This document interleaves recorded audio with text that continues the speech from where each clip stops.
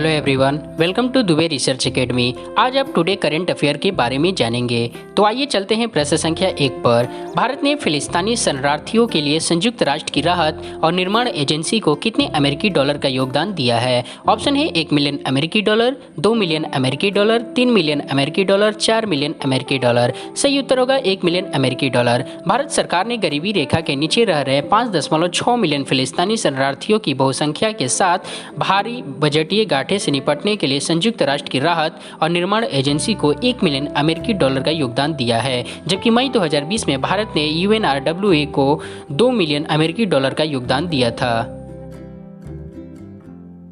प्रश्न संख्या 2 पर। हिंदुस्तान जिंक लिमिटेड ने कारखाना लगाने के लिए किस राज्य सरकार के साथ समझौता किया है? ऑप्शन है पंजाब सरकार, गुजरात सरकार, महाराष्ट्र सरकार, केरल सरकार। सही उत्तर होगा गुजरात सरकार। वेदांता समूह की कंपनी हिंदुस्तान जिंक लिमिटेड ने हाल ही में गुजरात में 415 एकड़ में कारखाना लगाने के लिए राज्य सरकार के साथ समझौता किया है।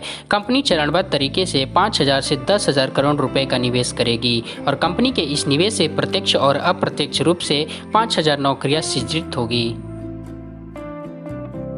चलते हैं प्रश्न संख्या 3 पर। दिल्ली के उप मुख्यमंत्री मनीष सिसोदिया को हाल ही में किस विभाग का अतिरिक्त प्रभार सौंपा गया है? ऑप्शन है खेल विभाग, महिला विभाग, चुनाव विभाग, रोजगार एवं श्रम विभाग। सही उत्तर होगा रोजगार एवं श्रम विभाग। दिल्ली सरकार के मंत्रिमंडल में उप मुख्यमंत्री मनीष सिसोदिया को हाल ही में रोजगार एवं श्रम विभाग का अतिरिक्त प्रभार सौंपा गया है। अतिरिक्त प्रभार को संभालते हुए सिसोदिया जी ने कहा कि हमारा लक्ष्य समस्त प्रक्रियाओं को सरल करते हुए 10 लाख निर्माण श्रमिकों का पंजीकरण और सत्यापन जल्द से जल्द पूरा करना है। प्रश्न संख्या 4 पर। भारत को हाल ही में कितने वर्ष के लिए दोबारा अंतर्राष्ट्रीय सौर गठबंधन अध्यक्ष और फ्रांस को सह अध्यक्ष चुना गया है? ऑप्शन है 2 वर्ष, 3 वर्ष, 4 वर्ष, 5 वर्ष। सही उत्तर होगा 2 वर्ष। अंतर्राष्ट्रीय सौर गठबंधन की 34 सदस्य की वर्चुअल बैठक में भारत को हाल ही में 2 वर्ष के लिए दोबारा अंतर्राष्ट्रीय सौर गठबंधन अध्यक्ष और फ्रांस को सह अध्यक्ष चुना गया है। साथ ही इस बैठक में 4 क्षेत्रों का प्रतिनिधित्व करने वाले 4 नए उपाध्यक्षों का भी चयन किया गया है। प्रश्न संख्या 5 पर। हाल ही में जारी आर्टन कैपिटल का पासपोर्ट इंडेक्स 2020 में भारत कौन से स्थान पर रहा है? ऑप्शन है 32वें, 45वें, 98वें, 64वें। सही उत्तर होगा 98वें। हाल ही में जारी आर्टन कैपिटल का पासपोर्ट इंडेक्स 2020 में भारत 98वें स्थान पर रहा है, जबकि इस पासपोर्ट इंडेक्स 2020 में न्यूजीलैंड पहले, Japan, Germany, Austria, Luxembourg, Switzerland, Ireland, दक्षिण कोरिया और ऑस्ट्रेलिया दूसरे स्थान पर है। चलते हैं प्रश्न संख्या 6 पर। निम्न में से किस राज्य सरकार ने किसानों के उन्नयन के उद्देश्य से किसान कल्याण कोष बोर्ड स्थापित करने की घोषणा की है? ऑप्शन है बिहार सरकार, केरल सरकार, दिल्ली सरकार, यूपी सरकार। सही उत्तर होगा केरल सरकार। किसानों के उन्नयन के उद्देश्य से केरल सरकार ने किसान कल्याण कोष बोर्ड स्थापित करने की घोषणा की है, जिसका नाम केरल कृषक क्षमा निधि बोर्ड रखा गया है, जबकि डॉक्टर P राजेंद्रन को इस बोर्ड का पहला अध्यक्ष नियुक्त किया गया है। हैं प्रश्न संख्या 7 पर। केंद्रीय शिक्षा मंत्री श्री रमेश पोखरियाल निशंक ने किस शहर में अंगतुकों के आवास के लिए अंतर्राष्ट्रीय संकाय का उद्घाटन किया है? ऑप्शन है पुणे, दिल्ली, मुंबई, खड़गपुर। सही उत्तर होगा खड़गपुर। प्रतिष्ठित विदेशी विश्वविद्यालयों से अधिक संकाय को आकर्षित करने के उद्देश्य से केंद्रीय शिक्षा मंत्री श्री रमेश पोखरियाल निशंक ने पश्चिम बंगाल के खड़गपुर में अंतर्राष्ट्रीय संकाय का उद्घाटन किया है। इस उद्घाटन समारोह में श्री पोखरियाल ने कहा कि भारत प्रमुख रूप से एक वैश्विक शिक्षा केंद्र बन रहा है।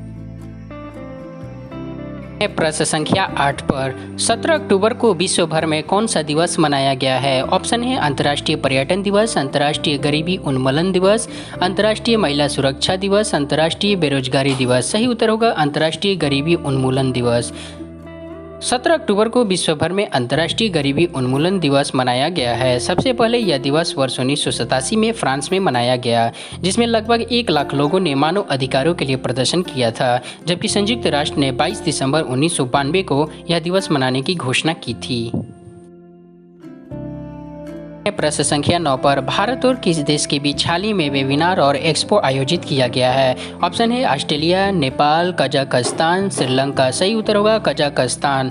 भारत के फिक्की के माध्यम से रक्षा मंत्रालय के रक्षा उत्पादन विभाग और कजाकिस्तान देश के बीच हाल ही में वेबिनार और एक्सपो आयोजित किया गया है, जिसका विषय make in India for the world India Kazakhstan रक्षा सहयोग वेबिनार और एक्सपो है। इस वेबिनार में 350 से अधिक प्रतिभागियों और 39 वर्चुअल प्रदर्शनी स्टॉलों ने भाग लिया है। चलते हैं प्रश्न संख्या 10 पर भारत ने अपने किस पड़ोसी देश को रक्षा सहयोग मजबूत करने के उद्देश्य से आईएनएस सिंधुवीर को लीज पर देने की घोषणा की है? ऑप्शन है बांग्लादेश, म्यांमार, भूटान, नेपाल। सही उत्तर होगा म्यांमार। भारत ने अपने पड़ोसी देश म्यांमार को दोनों देशों के बीच रक्षा सहयोग मजबूत करने के उद्देश्य से आईएनएस सिंधुवीर को लीज पर देने की घोषणा की है। म्यांमार के साथ द्विपक्षीय रक्षा सहयोग के तहत ही भारत म्यांमार की नौसेना को यह पनडुब्बी इस साल के अंत तक सौंप देगा।